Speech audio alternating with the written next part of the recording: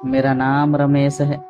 मैं अपने आप को बहुत खुशकिस्मत मानता हूँ कि मेरी शादी रचना से हुई है। रचना और मेरी शादी घर वालों की मर्जी से हुई है। रचना बहुत सुंदर है। शुरुआत में मुझे लगा था कि वो मुझे से शादी को हाँ नहीं कहेगी, लेकिन जब मैं उसे देखने गया तब उसके स्वभाव का पता चला। बहुत अच्छा उनका परिवार था। रचना जब शादी करके मेरी जिंदगी में आई तब से मेरी जिंदगी बदल गई। सभी मुझे कहते थे कि मैं बहुत खुशकिस्मत हूँ। अभी मेरी शादी को करीब 3 महीने हुए हैं। मेरा सपना था कि मैं बड़े शहर में एक बड़ा शोरूम बनाऊं कपड़े का। मैंने रचना को इसके बारे में बताया। रचना को पता है कि यह मेरे लिए कितना बड़ा सपना है। दिन रात इसी में लगे रहता हूँ। बड़ी मुश्किल से मुझे एक जगह मिली, लेकिन पैसे बहुत ज्यादा थे। इसलिए मैंने अपने गांव की जमीन बेचने का फैसला किया था। जमीन में मेरे पिता के दूसरे भाइयों का भी हिस्सा था। इसी काम के लिए मुझे कुछ दिनों तक गांव में जाना पड़ रहा था। मैंने रचना को चलने को कहा, क्योंकि पता नहीं कितना समय लग सकता है, लेकिन उसने कहा कि वो अपने मायके चली जाएगी। मैंने भी सोचा ठीक है। रचना अपने मायके चली गई। मैं अपने गांव चला गया। रचना से मैं फोन पर बात किया करता था। जमीन के कागज और सारी बातों में समय लग रहा था। इस दौरान मेरी पत्नी से मेरी बात होती रहती थी। मैंने एक शाम उसे फोन किया तो वो कुछ बदली बदली थी, ज्यादा बोल नहीं रही थी। मैंने पूछा क्या हुआ, तुम ठीक हो? वो बोली कि मुझे आपको कुछ बात बतानी है। मैंने कहा कि बताओ, क्या बोलना चाहती हो? वो थोड़ी देर चुप रही और फिर बोली कि नहीं, अभी नहीं, मैं आपको मिल कर ही बताऊंगी। मैंने भी कहा ठीक है, लेकिन मुझे नहीं पता था कि मेरे जिंदगी में इतनी बड़ी बात होने वाली है। अगले दिन दोपहर मैंने जब रचना को फोन किया तो उसने फोन नहीं उठाया। मैंने भी सोचा कि कुछ काम होगा, इसलिए मैंने उस बात पर ज्यादा ध्यान नहीं दिया। मैं सारा दिन अपने काम में उलझा रहा। काम भी जरूरी था, क्योंकि वो खत्म करके ही मैं जल्दी से रचना के पास वापस जा सकता था। दिन भर के काम के बाद मैंने फिर शाम को रचना को फोन किया, लेकिन इस बार उसका फोन स्विच ऑफ आ रहा था। मैंने फिर सोचा कि शायद किसी काम से गई होगी और मोबाइल स्विच ऑफ हो गया होगा। मैंने रात फिर किया, क्योंकि दिन भर बात हो या ना हो, लेकिन रात में जरूर बात किया करते थे। लेकिन रात में भी उसका फोन स्विच ऑफ था। अब मुझे थोड़ी फिक्र हुई, लेकिन फिर मैंने सोचा कि वो उसके घर ही है। अगर कुछ बात होती तो मुझे फोन आ ही जाता। थोड़ा बहुत विचार करके मैं सो गया। मैंने सोचा कि उसके घर में किसी को फोन करूं, लेकिन रात में उस समय फोन करना मैंने उचित नहीं समझा, इसलिए मैं सो गया।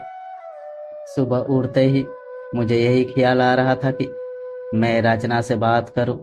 सुबह भी मैंने फोन किया, लेकिन अभी भी वही बात, उसका फोन स्विच ऑफ ही था। अब मैंने उसकी मम्मी को फोन किया, लेकिन उन्होंने भी मेरा फोन नहीं उठाया। अब मुझे थोड़ी फिक्र होने लगी थी, क्योंकि किसी से भी मेरी बात नहीं हो रही थी।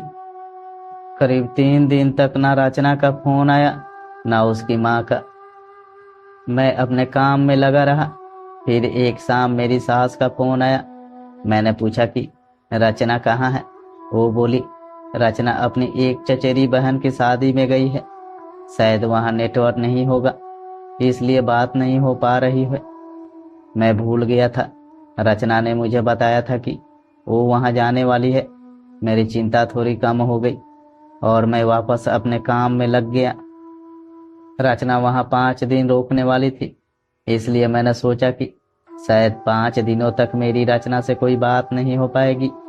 मेरा काम भी लगभग खत्म हो गया था। मेरे हाथ में पैसे 2 से 4 दिन में आने वाले थे। जैसे ही मेरी हाथ में पैसे आए, मैं वहां से निकल गया। वहां से निकलने के बाद मैं सीधा अपने पत्नी के घर ही गया उसे लेने के लिए। जैसे ही मैं वहां पहुंचा, मुझे देखकर मेरी सास खुश होने के बजाय डरी हुई दिखाई दी। मैं थोड़ी देर वहां बैठा, उनसे पूछा कि रचना कहाँ है। वो बोली कि वो अभी आई नहीं है। मैंने बोला कि आई नहीं है, अभी तक उसका फोन भी नहीं लग रहा। मैंने कहा कि आप मुझे वहां किसी का नंबर दे दो, कितने दिन से रचना से बात नहीं हुई है। वो कुछ देर सोचती रही, फिर बोली कि अभी मेरे पास नहीं है, मैं आपको किसी से पूछ कर देती हूँ। करीब 8 दिन हो गए थे मुझे रचना से बात किए। मुझे रचना पर भी गुस्सा आ रहा था कि उसका फोन स्विच ऑफ क्यों है। उसका फोन काम नहीं कर रहा तो वो किसी के भी फोन से बात कर सकती, लेकिन उसने मुझसे बात नहीं की। मैंने सोचा था कि जब वो आएगी तो उसे जरूर डांटूंगा। मेरी सास का फोन नहीं आया। करीब 12 दिन हो गए मैं उनके घर वापस गया, लेकिन अब वो भी घर पर नहीं थी, ना ही मेरा फोन उठा रही थी। अब मेरे मन में बहुत सारे विचार आने लगे कि आखिर बात क्या है जो रचना और उसके घर वाले मुझसे इस तरह का बर्ताव कर रहे हैं। मैंने उन्हें मैसेज किया कि अब मैं पुलिस के पास जाऊंगा। मेरी इस धमकी से शायद वो डर गई और उनका फोन आया। बोली कि बेटा, मैं तुम्हें कुछ बताना चाहती हूँ, तुम घर आ जाओ। अब मेरी चिंता बढ़ती जा रही थी। ऐसी क्या बात है जो ये सब मुझसे छिपा रहे हैं। मेरी पत्नी ने मुझे 20 दिनों से बात नहीं की। मैं अगले दिन उनके घर गया। मेरी सास का मुंह उतरा हुआ था। मैं बहुत गुस्से में था। मैंने जाते ही उन्हें जोर से चिल्लाते हुए पूछा कि कहाँ है रचना। मेरी सास मुझसे बोली कि बेटा, अब मैं जो तुम्हें बताने वाली हूँ उस पर तुम्हें विश्वास नहीं होगा, लेकिन यही सही है। वो बोली कि रचना किसी के साथ भाग गई है।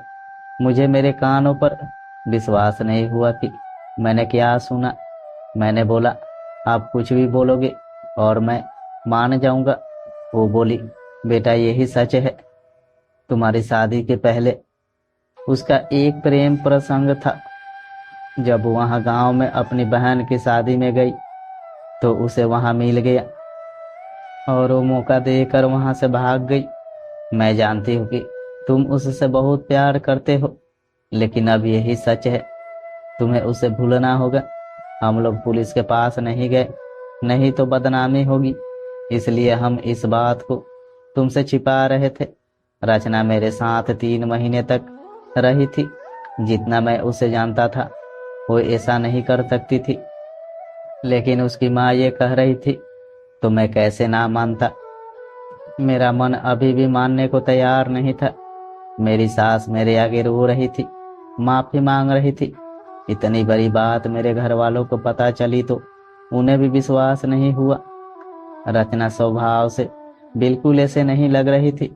रचना की माँ को देखकर मैं और मेरे घर वालों चुप रह गए। हमने कुछ बड़ा कदम नहीं उठाया। मैं अपने साथ हुए इस धोखे को बर्दाश्त नहीं कर पाया। मैंने रचना को बहुत प्यार किया और मुझे कुछ भी हासिल नहीं हुआ। रचना नाम से मुझे नफरत हो गई। मेरी जिंदगी पर इसका बहुत असर हुआ। मैंने जो शोरूम की शुरुआत करने वाला, उसके लिए मेरे पास अब सब कुछ आ गया था, लेकिन फिर भी मुझे अब कुछ करने का मन नहीं हो रहा था। किसी के साथ इतना बड़ा धोखा हुआ तो कैसे खुश रह सकता है। मेरे घर वाले मुझे संभाल रहे थे। मैंने उसे ढूंढने की बहुत कोशिश की। मैं चाहता था कि वो मुझे मिले तो मैं उससे पूछूं कि आखिर उसने मेरे साथ ऐसा क्यों किया। धीरे धीरे समय बीतता गया। उसे गए अब 7 महीने हो गए थे और मैं भी उसे भूलकर अपनी जिंदगी में वापस बिजी होने की कोशिश करने लगा। मेरा उसके घर यहाँ से जाना हुआ। ऐसे ही मेरा ध्यान उनके घर की खिड़की पर पड़ा। मुझे दिखाई दिया कि खिड़की में रचना है। एक झलक से मुझे दिखी। मैंने उसी समय उनके घर का दरवाजा बजाया। मेरी सास ने दरवाजा खोला और वो मुझे देख कर ही डर गई। दरवाजा खुलते ही मैं अंदर जाने लगा। मेरी सास ने मुझे रोका, लेकिन मैं नहीं माना। अंदर कमरे में गया तो रचना को देखकर मैं हैरान रह गया।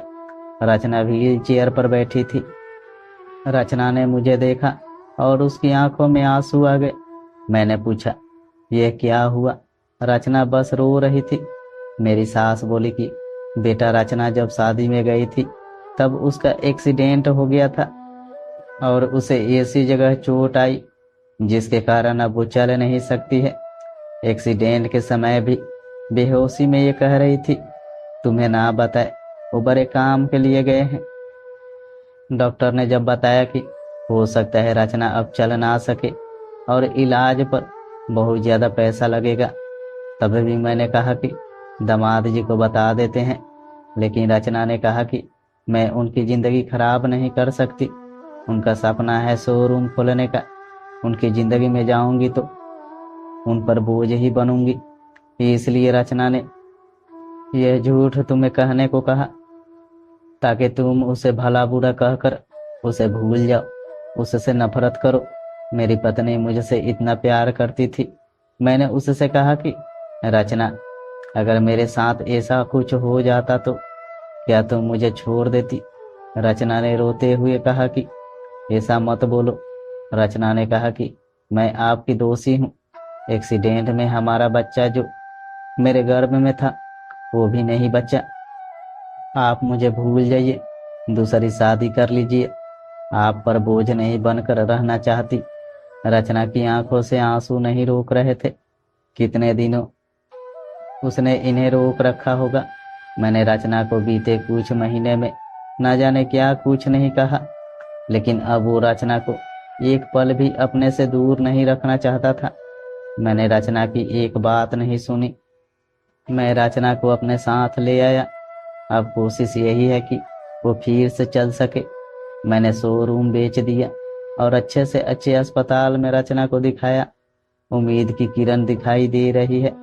बस मैं यही चाहता हूँ कि वो फिर से अपने पैरों पर खड़ी हो जाए। दोस्तों, अगर आपको ऐसा ही कहानी सुनना पसंद है तो मेरे वीडियो को लाइक करके चैनल को सब्सक्राइब जरूर करें।